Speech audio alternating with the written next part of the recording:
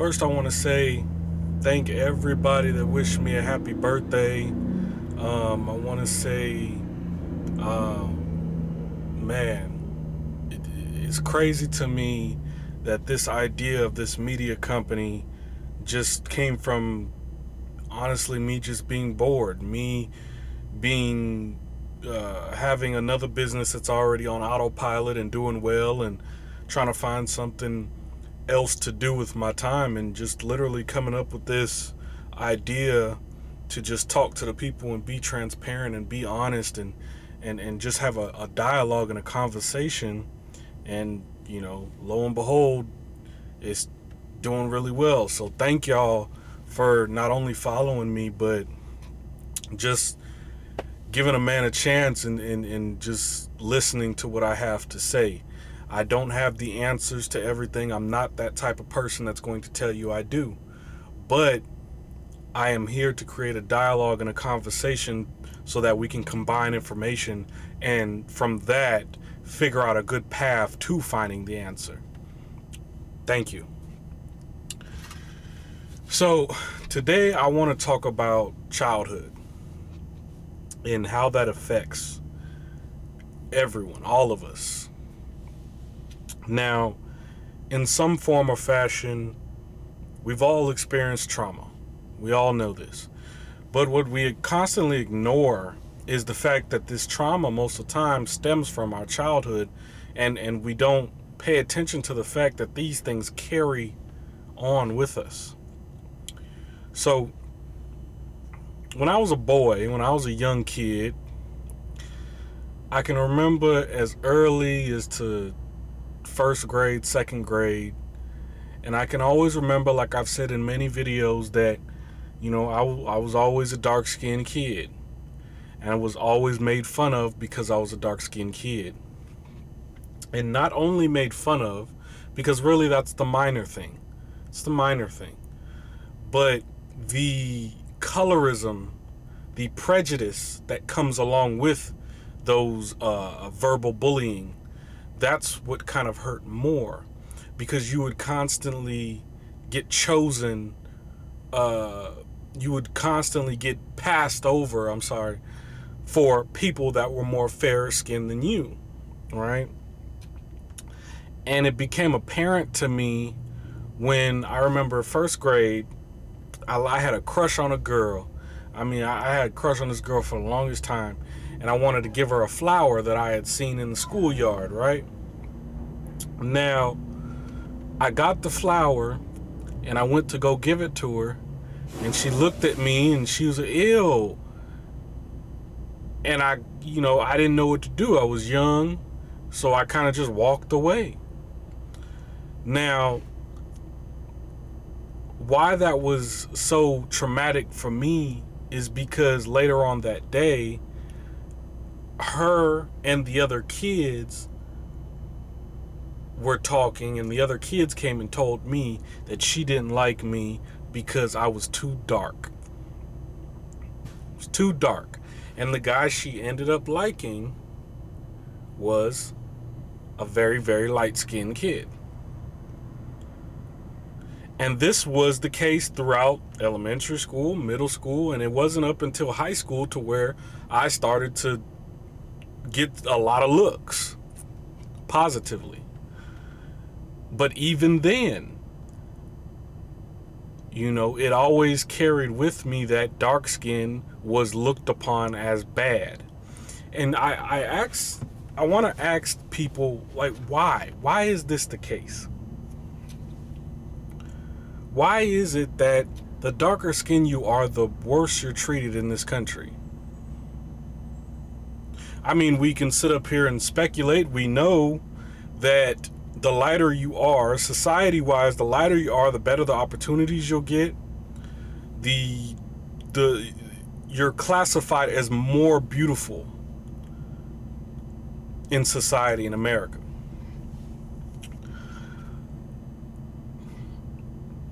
Back to childhood. When I went home from school, it was a different battle. The battle wasn't about colorism, it wasn't about prejudice, it wasn't about dark skin or light skin. But what it was about was the lack of love, the lack of affection, the lack of guidance, the lack of teaching. Now, it's a constant thing because I hear all the time between two people that are seeking relationships between each other, oh, the man and the woman should be working. And that's not a bad idea. But here's the thing. When both people are working equal roles, and I'm going to get back on topic, but when both people are working equal time, 8, 12, 16-hour shifts, whatever you want to call it, what does that do to the child? Now, some will argue, oh, well, I've been a part of a household where that worked perfectly fine. Did it? Did it really? Look at your kids. Look at your family. Did it really?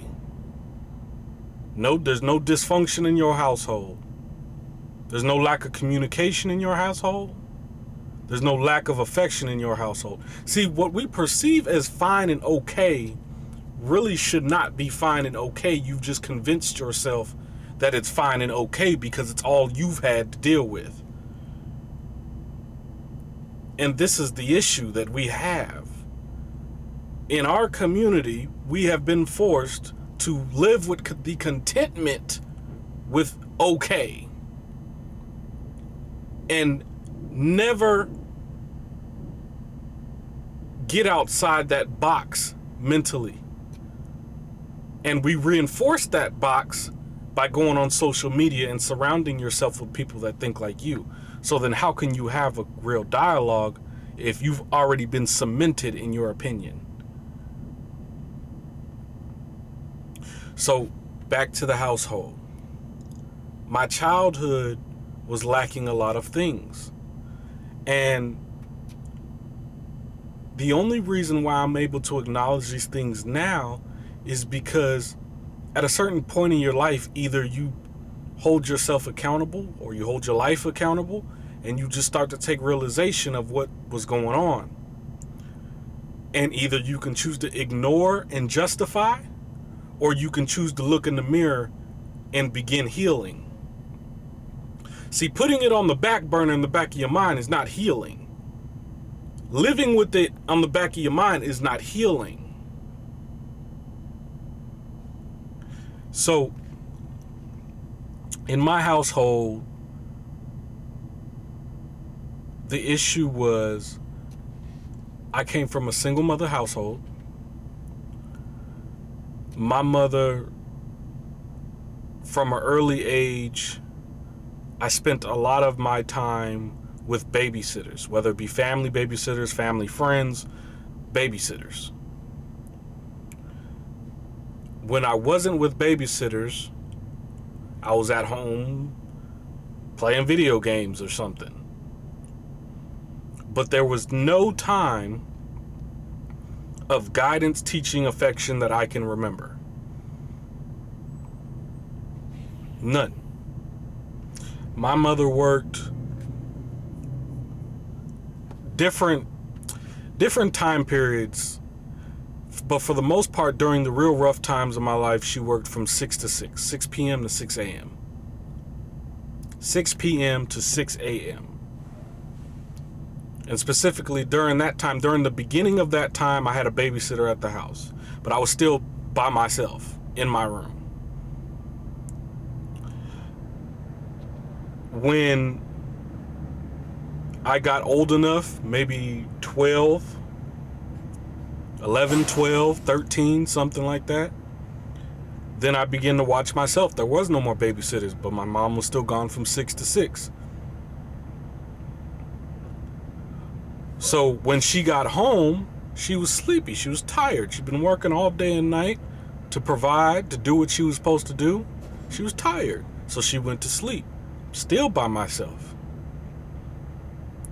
So the circumstances are it's just unfortunate because I'm not receiving, at that time, I'm not receiving the knowledge, the guidance, the affection, nothing.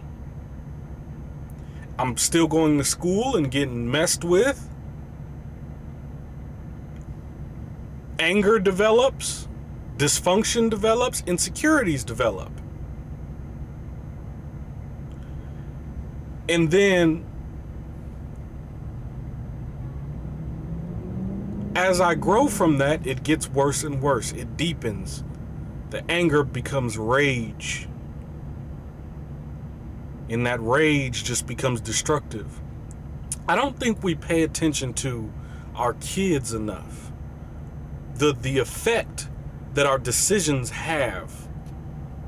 If you're a single mother, I'm going to say this just like I've said in other videos. It's not your fault why you can't give your kids all that you can with the amount that you work. It's not your fault. I get it. You can't do it all by yourself. I get it. You do a lot. You sacrifice a lot. I get it. But the point of the matter is, if you are a single mother and you work to the point where you can't even afford to spend time with your kids like that, dysfunctions are developing. There are many forms and fashions of them, whether it be anger, whether it be what's the word I'm looking for? Not regret. I can't remember, but there's a lot that develops in those situations. Even when there is a male and female home, even then, if both parents are working equally, you think that you're raising a stable home? See, I don't understand how people argue the times are different. Yeah, the times are different, but does that make them good? Because in this day in history is the worst divide that we've ever seen in relationships, especially in black families.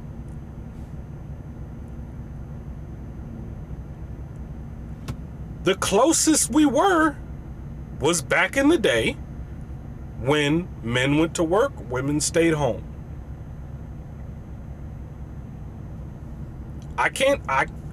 This has nothing to do with my opinion. These are the facts. Yes, you can say, oh, well, men messed that up. Yes, they did. Yeah. But what does that mean? So men messing that up and women from that point on taking a vengeful path of I can do by myself, and now dogging men, that makes it okay? You've heard the phrase, 2 wrongs don't make a right. And the crazy thing is, I can see it. I can see the hatred, the frustration, the agitation in most women. I can see it in their opinions, in the way they speak about men, in everything. I see it. I see all your insecurities. You display them right there. There is something positive to be said about a man that does his job faithfully, provide and protects faithfully, without cheating, without putting his hands on women, because let's be realistic here. There are men like that. As much as you would hate to admit it, there are men like that. So,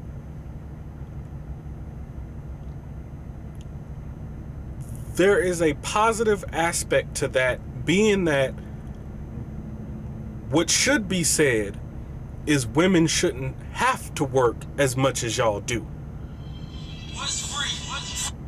Notice the difference in what I'm saying. Notice the difference in what I'm saying. I did not say women should be housewives. I did not say a woman can't do what a man does. I did not say nothing degrading. And the only reason why I'm saying that is because there will be some ignorant, stupid people that still comment on my videos, say, oh, well, men this, men that, women can do that. I'm very well aware. Just skip the video if you don't like it, man. Just skip it. I don't care. The point is that there is universal laws in this life. Universal laws. Universal. What I mean by that is, you know that killing is wrong. You know that karma, good energy is real. You know that there is a difference between men and women. These are not things I can make up. This is just the truth. And we also know that there are roles. A man has a role, a woman has a role. What those roles are, there is no one specific set of roles. There's different situations for different couples. Now, a person trying to dismiss roles is that new age shit. That's the person that contributes to the divide that we're in now. Because the only time that has lived, that no gender roles, no, oh, women can do everything, women don't need men, men of this, men of that. Bruh, like, if there were no roles, I wouldn't look the way I look, and you wouldn't look the way you look. We would have the same, we would probably be hermaphrodites. You wouldn't have a vagina, I mean, you would have a vagina and a dick, and I would have a vagina and a dick. There's a reason why there's roles. I don't understand. I can't understand why a person would think otherwise. I could understand if it was a man saying, oh, all a woman needs to do is be a housewife and be a submissive, this, that, and the third. You know, the degrading stuff. I could understand why women would rebel against that. But when I sit up here and say that a man's job is to provide and protect, meaning that does not mean that because he's providing and protecting that she now has to be a housewife.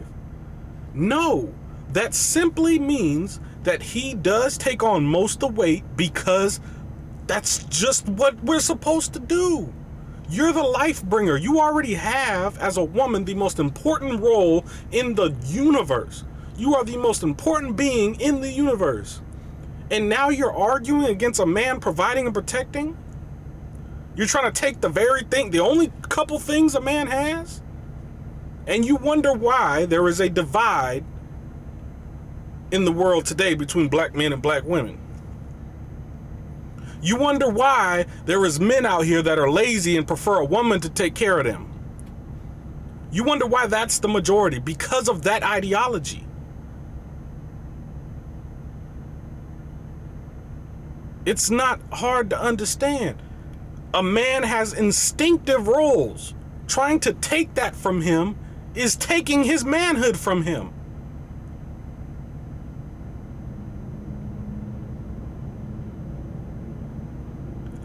Again, I'm going to say it one more time because I'm tired of people talking to me about, oh, well, you want a submissive one. I don't want nothing besides whatever she wants to do. I'm going to say it one more time. Just because a man is a provider and a protector, that does not mean that she now has to be a housewife. That just means that I take on most of the weight, which now frees you up to do what you love to do. Whatever that is. If you want to be at home, be at home. If you want to take up a hobby, take up a hobby. It don't matter. The point is that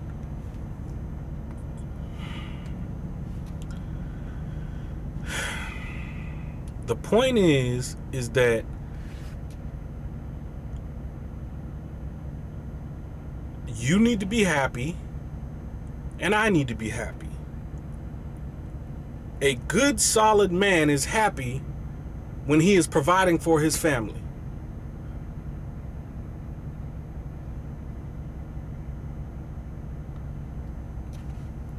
A woman is happy when she has stability, security.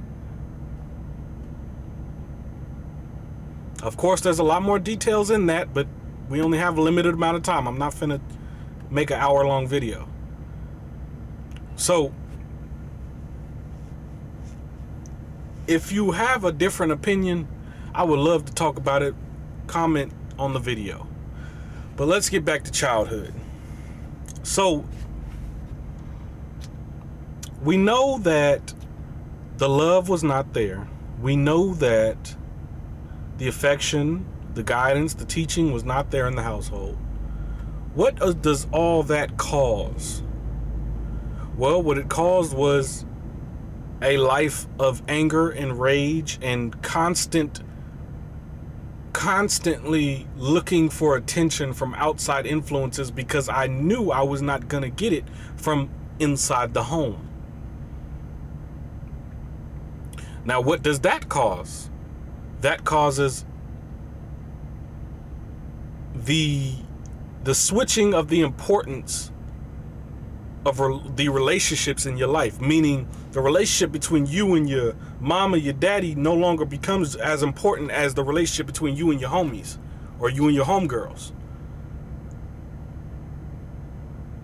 So for the parents out there, if you have a child that is developing a thing where their friends' time is more valuable than their time with you,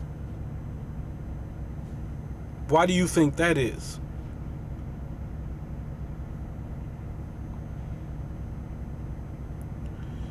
Again, I'm gonna say it. Just because you have convinced yourself that your life was okay, doesn't mean it was okay. Just because you grew up a certain way and were taught certain things, doesn't mean those things were accurate. And just because we are in different times currently, doesn't mean the times we're in are correct.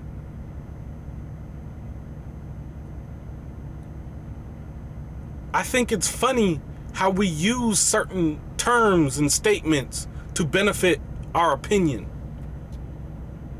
How a woman will say, oh, women ain't finna be no housewife. The times are different. I know a lot of them that do.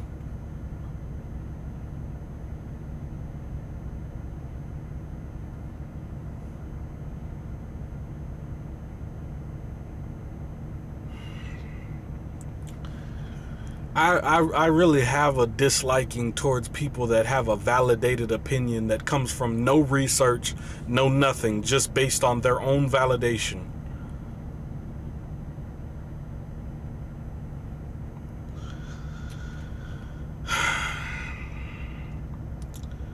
If we don't spend time with our kids, and let's be honest here, a woman's bond is different from a man's bond with his kids. I've said it before. A woman's bond happens before the baby even comes. A man's bond doesn't happen until after. There is a reason for that. In our community, we are breaking all the rules that make our structure and our tradition, which now causes the divide that we have.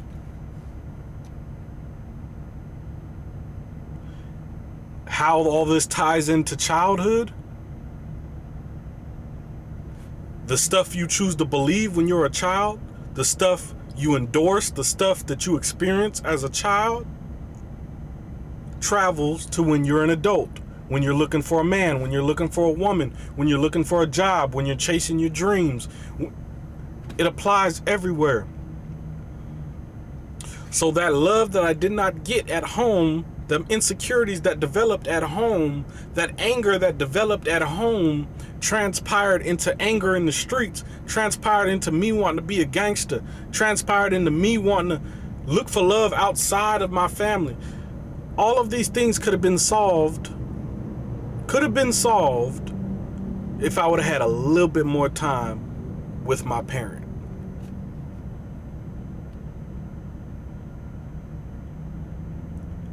And how was I going to get more time with my parent?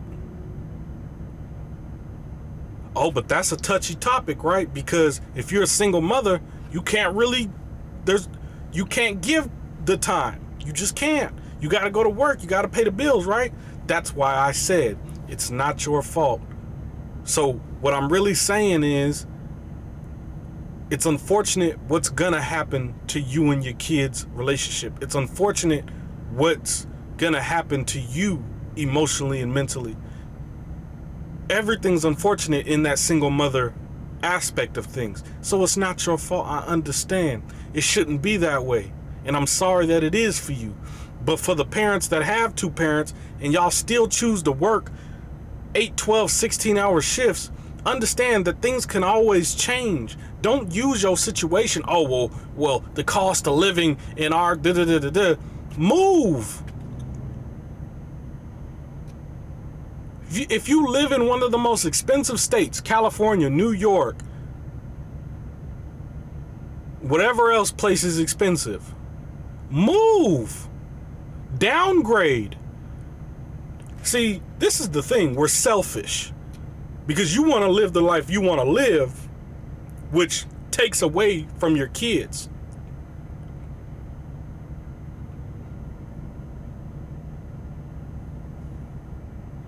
You want to be able to buy what you want to buy.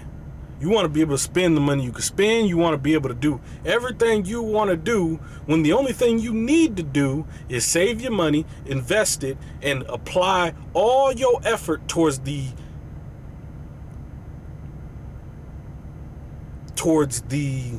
success mentally and emotionally of your children.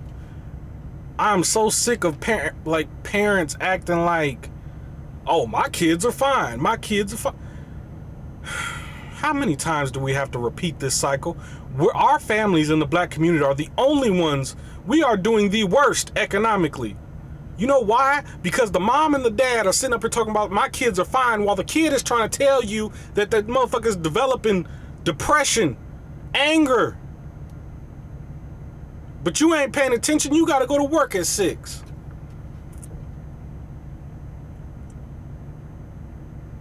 So I'm going to say this once.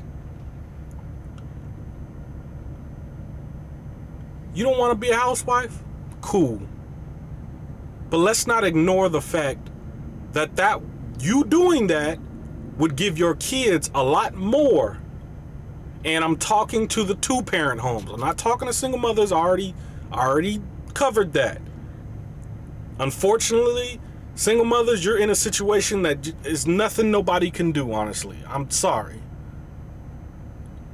But to the 2-parent homes, for you men out there that are in 2-parent homes, you should be taking on most of the weight.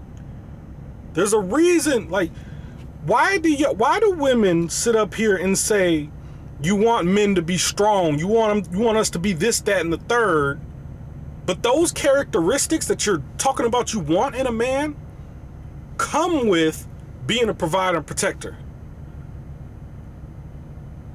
But you won't submit and allow that man to lead,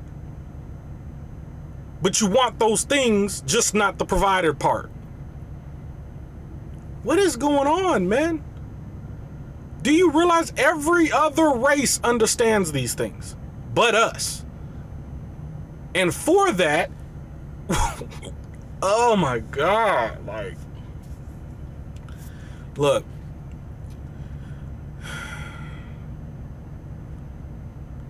we're going to take a break real quick, then I'm going to come right back.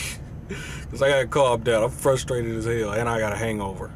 All my life I've barely spoken. Your words have been so broken. I've been under your hypnosis. Why did I sip that potion? I'm so done with holy ghosting. My birth, it is an omen. Lay me down up in...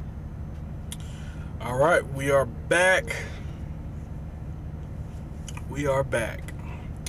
All right, let's continue off. So childhood, right?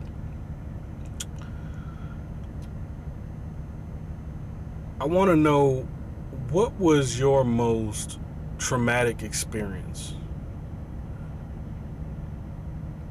Because I don't think we talk about it enough. As a child, what was the point for you that you feel changed your life in some way negatively? For me,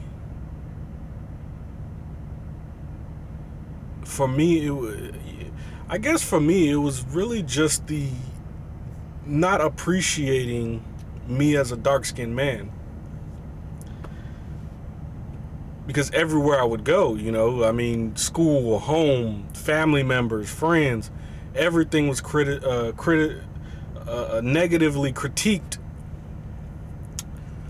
being dark-skinned. And even in current times where you hear this light-skin versus dark-skin thing, and that's self-hatred. Why is there a thing light-skin versus... I would have hated to go to school in this current time of light-skin versus dark-skin. See, when I went to school, it was more blacks versus Mexicans or blacks versus, white or whatever. You know what I mean? But even in that, I noticed all the other races were united. We were the only ones that were making fun of each other because of shades of black, because of financial status. And all these things stick with you. They dictate the path you decide to go on in your future.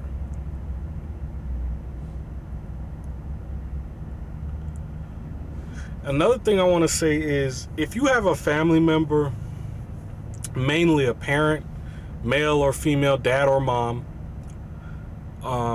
if you have a negative relationship with your father or your your father or your mother, fix it while you can, man. Fix it while you can. I got a great motivation one day when my life, this was years ago, but my life was on a completely downward spiral. And I remember at the time I was moving to Atlanta, and I just got the overpowering urge to apologize to my mother. And if she watches this, she knows I text her randomly a long message, because as a man, we struggle. At that time, I was struggling expressing myself verbally. So I sent her a long text apologizing to her. And even that, I know that was wrong. I should have called her, but at the time, it was such a weird situation. I couldn't go see her. But, it was just, it's all I could do at the time. And that gave me a little clarity, because I knew one day she would not be around. And the fear of not having said sorry for things scared me more than really a lot of other things, anything really. And so for any of you that have parents out there that you have issues with, I know it's hard. I know you probably don't want to do it. I know you probably dread it. But try to talk to your family members, and try to talk to your parents and figure out what the issue is, and come to terms with it. Try to find a solution together, because y'all really got. It's all y'all only got each other for real. And I know there's a lot of black families out there that are a lot more divided than I think. And it's unfortunate, man. Our race is completely, division isn't even the word for it. There's like a cancer or rot in black families that prevents us from communicating with each other. It prevents us from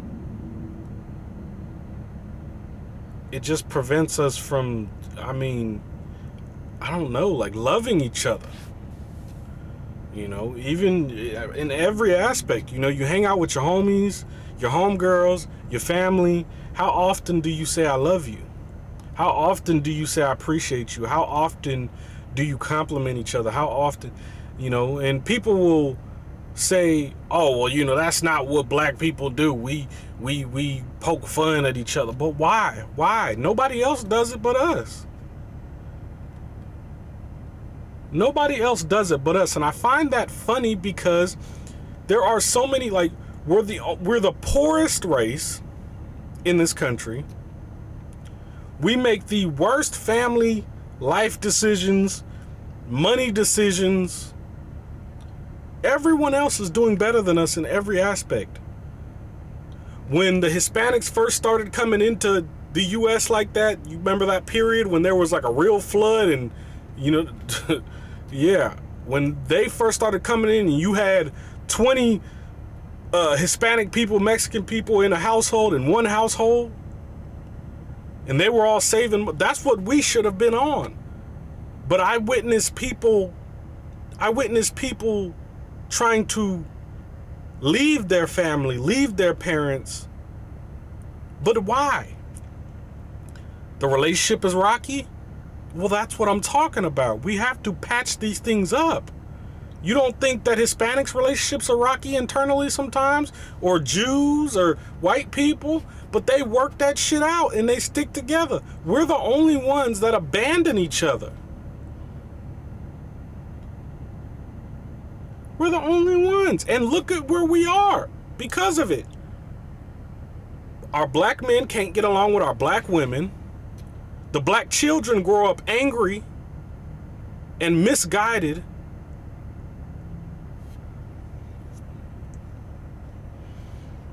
We got to get it right, man. This way of thinking that we currently have is wrong. I don't know how is this stuff justified? Like the ideology of this whole black feminist movement. Now, if you're a woman that believes women can do the same things men can, yes, that's absolutely true. If you're a woman that just wants to go against domestic violence, yes, I agree with that. Men that rape women, I agree with you in that. And you rebelling against that. But if you're a woman that all you do is bash black men, all you do is say negative things about black men, all you do is just trash us, you're a part of the problem. Recently, there was a movement of black men don't cheat. And I see more black women rebelling against that than anybody else. So you mean to tell me that y'all wanted black men to start doing good again? We just tried to create a good energy type of situation to do it, and you rebelled against that. And you wonder why there are more dogs in this world than good guys.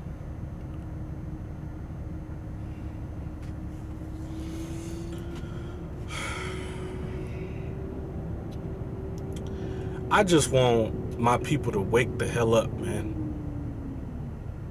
Wake the hell up.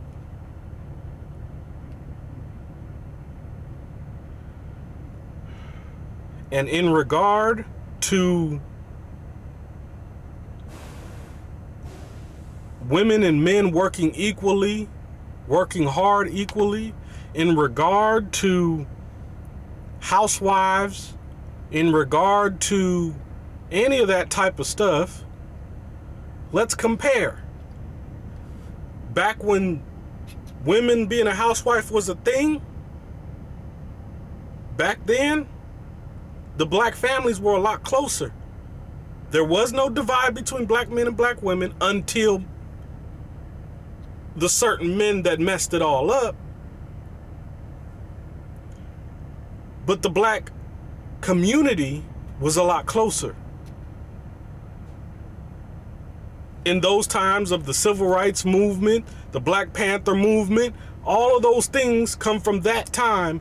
And the Black Panther movement, all that civil rights stuff, it's not gonna happen today. You know why? Because we have black people that would rather get along with white folks than fight for something and stand up. We got black people that would rather abandon their families to go rent an apartment and struggle than to stay with their families and save up money and learn.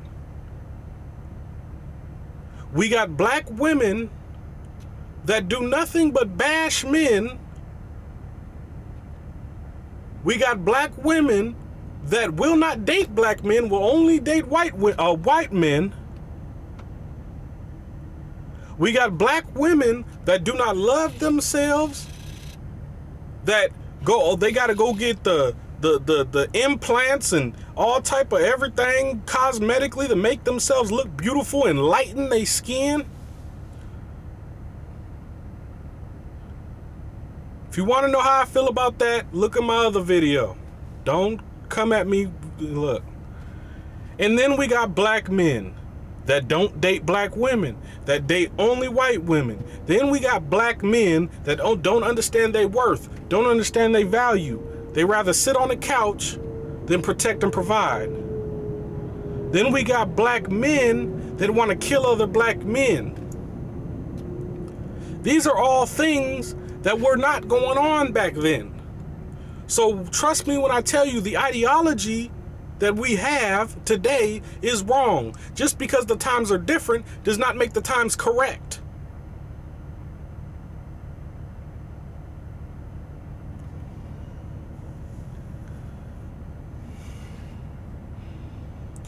The best thing you can do if you have kids is spend as much time with them as possible and teach them as much as possible. You can't do that if you're trying to work as hard as your man is working. Again, I'm speaking for two-parent homes. There is a reason why that system worked back then.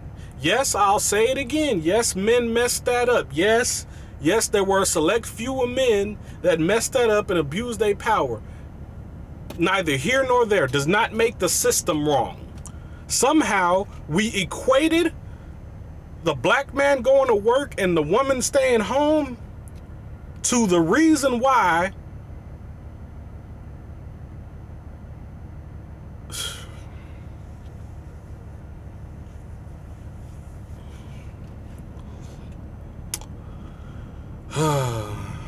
we are the only race that thinks like this.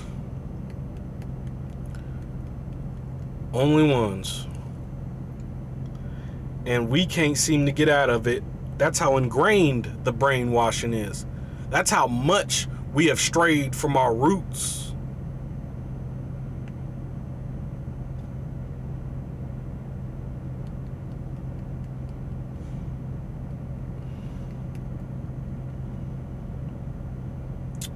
For single mothers, again, I'm sorry that you are in an unfortunate situation where you have to bust your ass every day. Every day, sacrifice every day, and you don't have a choice, and you're doing the best you can for your kids. But at the end of the day, those kids deserve more time, more love, more knowledge, more information. That's why I said a man should go to work and a woman should stay home. Not for the benefit of the man, not for the benefit of the woman, for those kids. And if you are going to be that ignorant to sit up here and say, oh, well, my kids are fine. My God, man. How many times is this cycle has to keep going? You think they're fine. This is what my mother thought. This is what thousands and millions of other mothers thought until their kids grew up angry at the world, in the streets, not listening to you at all, not valuing your opinion, lying to you about where they at, what they doing, who they hanging out with. Where do you think all this stuff stems from? Why do you think this doesn't happen in any other community but ours?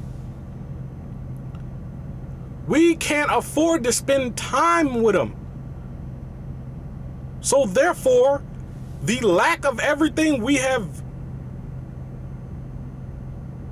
neglected from them we get paid back with the way they treat us in the future.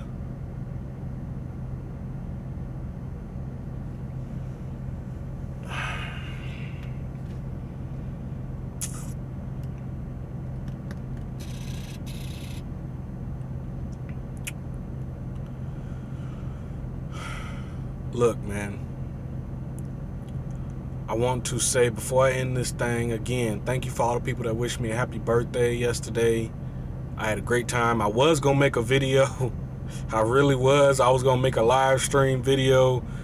And I was going to tell some stories and drink with y'all, you know what I mean? But I got too damn drunk and I was not, I was not fit to turn on this damn camera. So, to the women, try to understand and think outside the box from what you were taught and what you know. Because a lot of times what you think you know is wrong.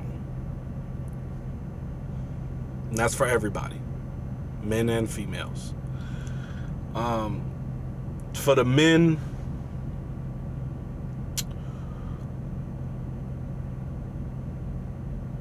it's time to rise to the occasion.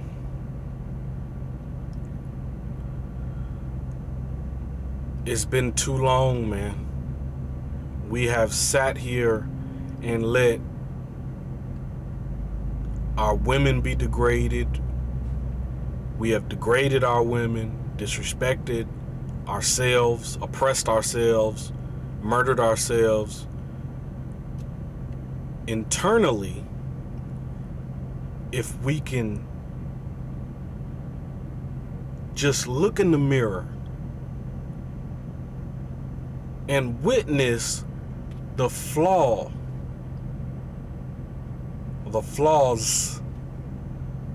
that we commit every day.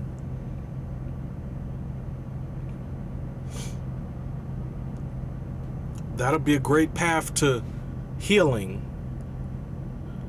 But if the conversation is going to remain, black men did this, black women did this, or white people this, white people that, there will be no healing. Because everything begins from internal. And then from internal, we can then fix the outward. The external. Keep the faith, stay strong. I'm gone. All my life I've barely spoken. Your words have been so broken. I've been under your hypnosis. Why did I sip that potion? I'm so done with holy ghosting.